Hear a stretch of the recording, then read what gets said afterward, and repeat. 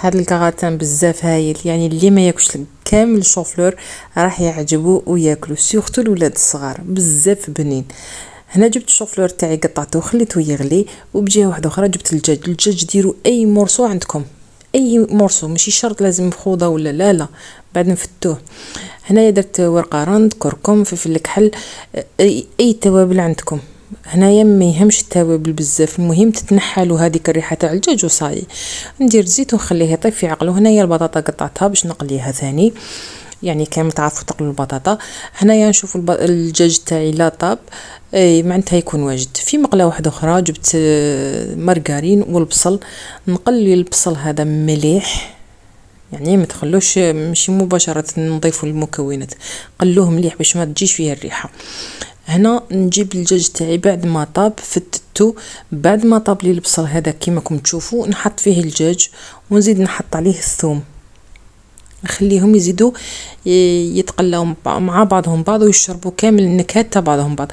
هنا في هذه المرحله نجي ندير التوابل، درت فلفل كحل، درت السكنجبير، ودرت ثاني التوابل تاع الدجاج.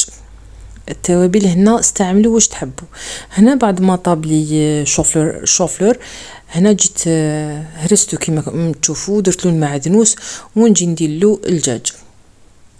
التوابل ثاني هنايا ندير توابل الدجاج، ندير توابل الجبن، هنا يعطيهم واحد البنه بزاف هايلين. وندير الجبن هنا ديروا تاع البيدون، ديروا الكميه اللي تحبوها، يعني ماهوش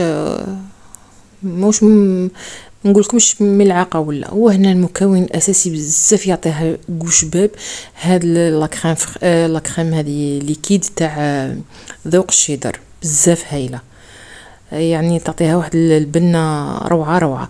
ونديروا البيض كيما راكم تشوفوا ونخلطوها مليح. انا في هذا الوقت راني مسخن الفرن تاعي على 180 درجه. نزيد نجيب هنايا ثاني الجبن اختياري هذا.